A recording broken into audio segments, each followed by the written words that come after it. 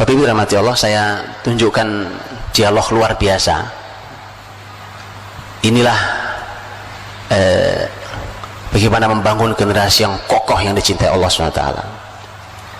Rasul sallallahu alaihi wasallam berdialog dengan anak ini umuran SD kita, anak SD. Kalau di kita anak SD hari ini. SD paling tinggi 12 tahun kan? Kurang lebih usianya. Rasul naik kendaraannya, anak SD ini dibonceng di belakang Nabi, taruh di belakang. Lihat kan? Hadis menyebut seperti ini, dan ini yang bercerita langsung si anak SD ini, yang umur SD ini, yang kelak menjadi orang besar, orang luar biasa, orang lengkap, satu orang berkualitas umat. Ya, kesolehannya, ilmunya, kekuatannya, keahliannya, kepemimpinannya, lengkap ini orang. Bahkan umur 15 tahun di zaman dinasti di zaman Khalifah Umar bin Khattab diangkat menjadi staf ahli kekhilafahan. Iya, para sahabat sampai mengatakan kalau ada masalah-masalah berat, Umar tuh nanyanya ke dia nih. Anak kecil Pak, 16 tahun 16 tahun sekarang di mana anak kita? Yang bertutur langsung beliau ini, bagaimana caranya sampai jadi generasi sehebat beliau. Sentuhan Rasul SAW. Karena sahabat yang satu ini bertemu Nabi SAW itu di usianya kurang lebih 8 tahun. Jadi baru ketemu dengan Nabi itu kurang lebih umur 8 tahun. Bertemu hanya sampai umur 12 tahun karena Rasul wafat. Jadi sekolah zaman Nabi itu gak lama-lama Pak, cukup itu untuk mengawal negara. Sekolahnya cuma 4 tahun.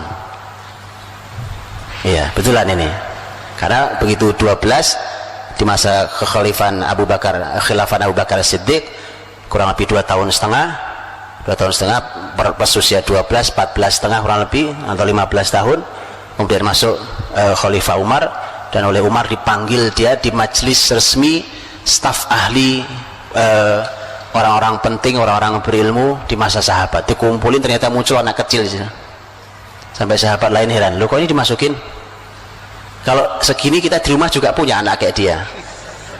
Emang urusannya urusan umur ya kan? Kata Umar, ini bukan urusan umur, ayo kita tes yuk. Dites sama Umar, kita uji yuk gitu. Nah, jadi luar biasa. Ini anak sekolahnya cuma 4 tahun sama Nabi, dilanjutkan sama Abu Bakar kurang lebih 3 tahun. Dah sekolah 7 tahun. Gimana, ada kurikulum sekolah 7 tahun luar biasa?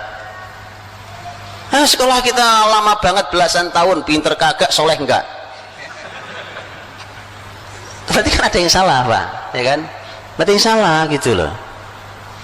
Ini sahabat betul, ini real, nyata. Beliau langsung yang bertutur tentang peristiwa yang mau saya sampaikan ini, bagaimana nasihat-nasihat Nabi sampai dia jadi orang kokoh luar biasa. Dan ini yang jadi modal penting buat kita terhadap generasi kita, bagaimana akan mereka menjadi generasi yang kokoh dicintai Allah. Sahabat itu adalah sahabat mulia Abdullah bin Abbas radhiyallahu anhu, turjumanul Quran, habrul ummah. Abdullah bin Abbas radhiyallahu anhu yang menuturkan, kuntu radifan Nabi sallallahu alaihi wasallam yauman, suatu hari aku ini diboncengi Nabi, naik kendaraan Nabi dibonceng di belakang. Masya Allah Pak, ini pelajaran mahal. Sebelum kita bicara isinya tuh, ini luar biasa mahalnya. Kebayang nggak Pak, hari ini orang tua nganterin anaknya setiap hari bolak-balik sekolah, karena betul kan? Ini pelajarannya nih, ya kan? Naik ojek sekarang, masa bapaknya cuma jadi tukang ojek? Manfaatkan, pakai Nabi memanfaatkan momentum kapanpun untuk didik generasi. Bahkan lagi naik kendaraan berdua, saatnya ngobrol berdua. Subhanallah, Saya belum lama dialog sama seorang anak kecil, tertarik saya Pak, anaknya teman saya ya kan. Anaknya ini laki-laki, umurnya 5 tahun, memang sudah dididik Masya Allah.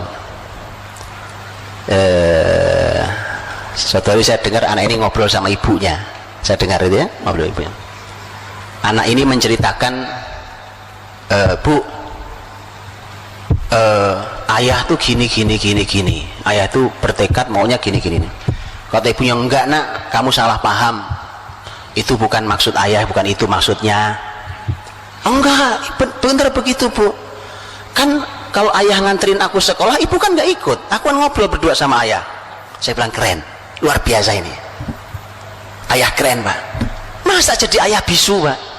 Saya tahu Pak, kenapa sering bisu, kehabisan tema pembicaraan. Masa kehabisan tema Pak? Pertanyaan jangan itu lagi lah ke anak-anak ya kan. Gimana sekolahmu? Ada PR enggak? Udah makan belum? Sudah sholat? Kan enggak ada pertanyaan lain Pak. Subhanallah. Makanya orang tua harus belajar jadi orang tua, sehingga orang tahu apa yang dilakukan, punya target, hari ini ngapain, besok ngapain, tahun depan ngapain Pak. Jangan ngobrol aja kok kehabisan tema. Ini makanya Bapak Ibu saya minta jangan dibiasakan ikut pelatihan. Pak, kayaknya kita perlu pelatihan Pak supaya nggak kehabisan tema. Lah gitu aja kok pelatihan ya kan. Antum baca buku, baca kitab, antum ketemu tema banyak Pak. Iya Pak. Jadi itu momentum mahal, kebersamaan, apalagi berdua. Kalau umpamanya yang ngantar ibunya, sekali waktu yang ngantar bapaknya, kan anak kebersamaan dengan ibu dan kebersamaan dengan bapak itu masing-masing punya nilai yang berbeda rasanya kan, beda rasanya. Manfaatkan. Jadi bapak ketemu anaknya ya, ini ayah bicara dengan cara ayah, menanam sesuatu yang ingin ditanam oleh ayah pada anaknya. Ketemu ibu gitu, bicara dengan sesuatu yang ingin ditanam kebaikan itu pada anaknya dari ibunya. Kayak Rasul nih, Abdullah bin Abbas itu kan sepupunya, sepupu Rasul SAW, sepupu Rasul. Nah, kuntu radifan Nabi SAW yauman, suatu hari aku diboncengi Nabi. Berarti kurang lebih umur Abdullah bin Abbas saat itu, saya belum ketemu tahun berapa peristiwa ini, tapi berarti kisaran umur 8-12 tahun. Bapak Ibu, mari kita bayangkan anak kita, oke, umur 8-12, terus lihat bahasa yang dipakai Nabi, lihat, dan mari kita pelajari dan lihat. Kalau kita membayangkan gini, kok bahasanya ketinggian ya Pak, berarti ada yang salah pada anak kita Pak.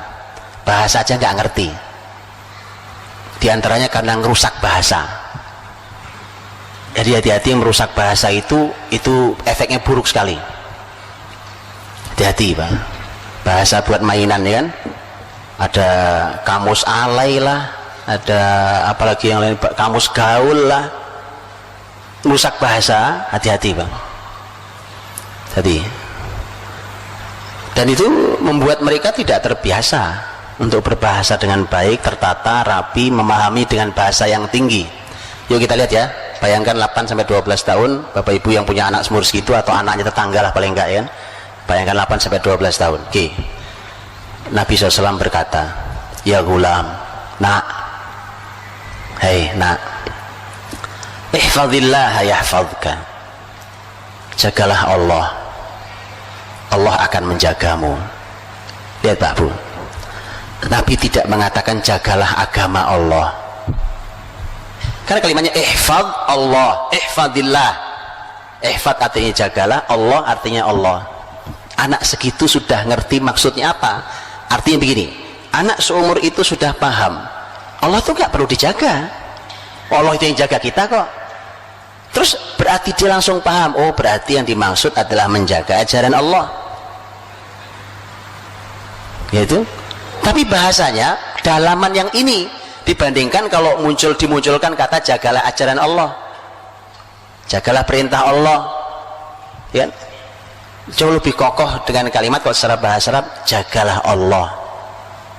Kalau jagalah Allah, Allah nggak perlu dijaga Pak. ihfadillah.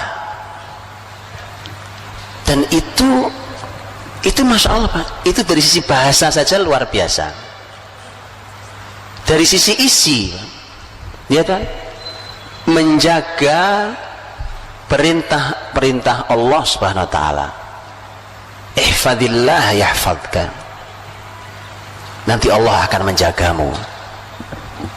Anak umur segitu sudah, ya Pak ya, 8-12 kira-kira. Anak umur segitu sudah diajari tentang pola balasan pahala dan pahala, balasan terhadap sesuatu. Harus begitu. Balasannya apa nih? Ayo nak, jagalah Allah, nanti kamu dapat 5.000 rupiah. Nggak ada. Walaupun sebenarnya pembahasan tentang memberikan anak hadiah berupa uang boleh, ya, tapi ada catatan berikutnya, ada catatan berikutnya ya. Tidak mutlak, tapi ada catatan berikutnya. Tapi kebiasaan kita membicarakan sesuatu, anak kalau bisa melakukan ini, kalau selalu balasannya adalah urusan dunia, itu tidak membuat mereka kokoh. Ayo nak, ini mau Ramadan, besok sahur kita mulai puasa ya. Anaknya bilang, dikasih apa nanti mah? Oke. Sekali lagi, memberi anak boleh, memberi anak boleh, tapi harus tahu caranya. Karena yang menjadi bahaya adalah ketika setiap amal yang muncul di kepala anak kita balasannya adalah dunia. Bukankah melakukan amal dengan harapan dunia adalah, kan? Betul? Riya? Kan riya itu kemusyrikan? Ya. Dan kemusyrikan itu yang membuat seseorang menjadi lemah. Jadi anak umur segitu harus sudah mulai diajak pembicaranya tentang Allah yang balas. Nah, apa balasannya tadi? Ihfadillah yahfadka. Allah akan menjagamu. Jadi kalau mau generasi kokoh itu gitu Bang, ajak mereka dialog tentang Allah. Kalau begini Allah yang ngasih balasan ke kamu nak, kamu akan dijaga Allah, kau akan dicintai Allah, kau minta apa saja Allah akan dengarkan kamu. Itu harus latih. Ini kalau mau anak kokoh gitu Pak. Ihfadillah tajidhu tujahak. Jagalah Allah. Diulangi lagi oleh Nabi, dikasih balasan kedua. Tajidhu tujahak, kamu akan jumpai dia, kau jumpai Allah ada di hadapanmu. Loh kok bisa itu? Anak segitu sudah bisa diajak bicara bahasa yang dia paham, kan tidak real kan? Tidak real itu maksudnya tidak Allah ada di depan kita langsung ini kan? Dan Allah tidak bisa dilihat oleh hambanya. Di dunia ini Allah tidak bisa dilihat oleh hambanya. Berarti maknanya kan bukan makna betulan bahwa Allah ada kelihatan. Tidak apa ya? Berarti itu anak ngerti maksudnya. Ada di hadapanmu itu artinya kapan kamu perlu Allah ada buat kamu. Anak segitu bisa diajak ngomong dengan bahasa itu Pak. Enak ya? Enak Pak. Daripada antum nanti kalau punya anak ya udah ngomong setengah jam, ditanya anaknya pelonga, ngerti ya kamu? Gak ngerti ngomong apa sih ayah? Ini anak dipakai bahasa, lihat bahasanya ya kan? Makanya sekali lagi tolong jangan rusak bahasa Pak. Jangan dibiasakan anak kita merusak bahasa. Wallahi itu buruk sekali. Karena tidak ada kebesaran peradaban kecuali mereka yang memang punya bahasa. Betulan. Orang-orang besar selalu punya bahasa. Salah satu unsur yang harus dimilikinya. Tajidhu tujahak, ada di depanmu nak. Wa idza sa'alta fas'alillah. Nah, kalau kau mintanya sama Allah. Gimana nggak hebat anak-anak kayak Abdullah bin Abbas Pak. Jadi anak tuh oleh Abdullah bin Abbas itu oleh Nabi dikait kuatin, ditempel kuat pada Allah saja nak. Allah dan Allah gitu kan gitu. Dari tadi udah 3 poin Allah semua itu. Idza sa'alta fas'alillah, kalau minta sama Allah nah. Wa idza ista'anta fasta'in billah, kalau minta tolongnya sama Allah. Kau minta apa? Mintanya sama Allah. Coba Pak, anak itu kan, andai itu dibiasakan meminta Allah tuh keren Pak. Saya kasih contoh aplikasinya, ini contoh aplikasi. Suatu hari anak bapak ibu datang ke bapak, Pak, Bu, ini tadi tasku kesangkut, robek, minta tas baru dong. Oke, minta kan dia? Kenapa? Sekarang salah atau tidak? Kalau saya katakan minta sama Allah, nak, salah apa benar? Enggak salah. Nabi Musa, diriwayatkan Nabi Musa itu pernah berkata pada Allah, ya Allah, aku nih mau minta padamu tapi kok malu. Kata Allah, memang mau minta apa Musa? Kata Musa, karena yang aku minta sepele sekali. Aku cuma mau minta rumput untuk kudaku dan garam untuk makananku. Allah berfirman, Musa, mintalah apa saja hingga rumput untuk kudamu dan garam untuk makananmu. Sekarang mahalan mana? Sepatu, tas sama garam. Lihat kan? Iya Pak, minta sama Allah. Masalah nanti, coba minta, kau minta nak sama Allah. Baik, mudah-mudahan nanti ayah dikasih rezeki sama Allah untuk bisa beli tas buat kamu. Keren Pak. Jangan Anda jadi Tuhan. Apa? Perlu? Ya, yuk, ntar lagi jalan. Hebat amat sekali.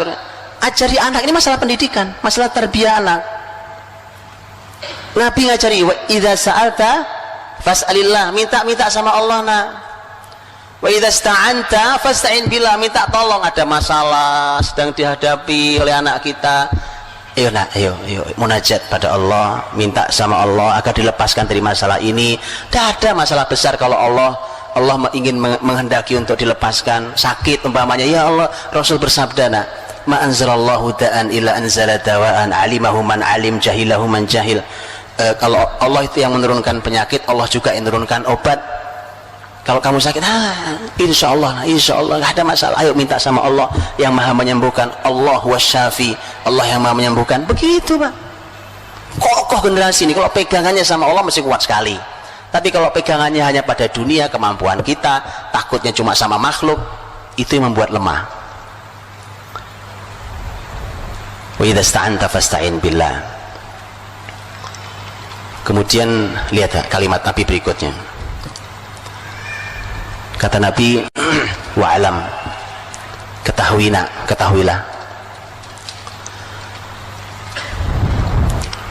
law ijtama'atil umma ala yanfa'u lan yanfa'uka illa bi syai'in qad katabahu Allahu lak. Kalau semua yang ada ini ingin memberimu kebaikan, ingin memberimu manfaat, itu tidak akan terjadi kecuali kalau memang itu takdirnya milikmu. Ditanam tauhid yang kuat. Generasi kuat memang begitu. Sebaliknya, wa in istama'u ala ayyadurruk bi syai'in la yadurruka bi syai'in illa qad katabahu Allahu 'alaik. Kalau mereka sepakat untuk membahayakan dirimu, itu pun tidak akan pernah terjadi kecuali memang hal itu, keburukan itu memang sudah ditakdirkan akan mengenai dirimu. Jadi itu anak gak punya takut sama sekali Pak, ya kan? Nggak ada takutnya, gimana? Nggak ada takut. Pertama, dia tidak bersandar pada makhluk, karena tadi Nabi katakan, ya anggaplah semua orang pengen membantumu, itu kalau bukan takdirmu kamu nggak dapat bantuan itu. Berarti gini kan, dibersihkan oleh Nabi dari bersandar pada makhluk. Sebaliknya sama, kalau mereka sepakat untuk mencelakai dirimu, nggak akan kejadian, nggak akan kena ke kamu. Orang generasi nggak punya rasa takut Pak. Kokoh sekali. Bayangkan tuh anak SD loh itu. Anak SD nasihatnya kayak gitu modelnya. Rufi'atil aqlam wa jaffatis suhuf. Pena sudah diangkat, lembaran-lembaran telah kering. Apa maksudnya Pak? Sudah jadi keputusan Allah, nggak mungkin diubah lagi. Dalam riwayat lain ada tambahan nasihat di peristiwa itu juga. Wa'alam anna an-nasr ma'as sabr. Ketahui, nak, sesungguhnya pertolongan Allah itu datangnya bersama kesabaran. Luar biasa ini Pak. Ini konsep hidup ya Pak. Anak SD diajari konsep hidup. Coba ayo, di mana sekolahnya? SD mana itu sekolahnya Pak? luar biasa Pak. Diajari tentang konsep kemenangan itu dari Allah nah. Tapi dia datangnya bersama kesabaran. Saat kau sabar itu dekat dengan kemenangan, dekat dengan pertolongan Allah. Dia akan membangun kesabarannya. Baik, dengan itu maksudnya akan membangun kesabarannya. Dia akan bangun kesabaran karena berharap dapat pertolongan Allah. Wa alam anna nasr ma'as sabr.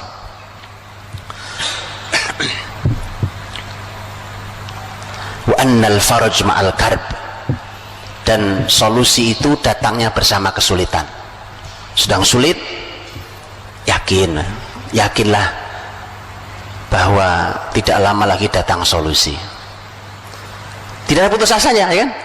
Nggak ada tuh generasi putus asa, lagi galau nih naik status. Ya. Nggak ada Pak, nggak ada generasi begitu tuh, nggak ada. Nggak di Islam, nggak ada di Islam generasi kayak begitu tuh.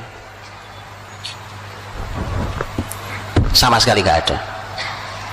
Lihat generasi Abdullah bin Abbas disampaikan Nabi, solusi itu nak datangnya bersama kesulitan. Makanya Abdullah bin Abbas ketika menafsirkan ayat inna ma'al usri yusra wa inna ma'al usri yusra, inna ma'al usri yusra, 2 kali itu, dan sesungguhnya bersama kesulitan ada kemudahan, sesungguhnya bersama kesulitan ada kemudahan. 2 kali diulang. Apa kalimat Abdullah bin Abbas? Kalimat Abdullah bin Abbas bahwa dengan ayat ini maka kesulitan tidak mungkin mengalahkan kemudahan 2 kali. Dari mana diambilnya? Dari ayat ini kan 2-2. Kenapa 2-2? Di situ disebut kesulitan 2 kali, al-usr, dan disebut kemudahan 2 kali, yusra. Beda. Walaupun sama-sama disebut 2 kali, ternyata beda menurut para ulama tafsir. Karena al-usr menggunakan alif lam, kesulitan pakai alif lam di ayat itu. Kemudahan ada alif lamnya enggak? Yusra tidak ada alif lamnya. Loh, memang apa Pak bedanya alif lam dengan tidak ada alif lam? Beda. Sesuatu kalau ada alif lamnya maka bendanya sama. Itu juga. Ini air, kalau dibunyikan alma, airnya ini juga. Enggak ada air yang ini, kan ada air, ini ada air. Tapi yang saya maksud cuma ini. Walau disebut 2 kali kata kesulitan tapi dengan menggunakan alif lam, maka berarti jenis kesulitannya sama, itu aja. Tapi yusronya, kemudahannya tidak ada alif lamnya, berarti kemudahan itu tidak satu jenis. Mudah. Lihat bedanya Quran Pak, cara membahas Quran yang Masya Allah, ya kan? Nah, Abdullah bin Abbas masuk itu konsep lah itu. Ketahui nak solusi itu hadir. Wa alam anna an-nasr ma'as sabr wa al-farj ma'al karb wa anna ma'al usri yusra. Dan ketahuilah bahwa sesungguhnya bersama kesulitan ada kemudahan. Jadi intinya bagaimana Rasul SAW, saya cuma memberikan satu potret contoh tentang bagaimana hadir generasi yang dahsyat, yang luar biasa. Ternyata isi pesan menyampaikannya seperti ini ternyata modelnya. Padahal itu untuk anak lulusan, anak SD belum lulus usianya. Pantas mereka menjadi generasi yang luar biasa.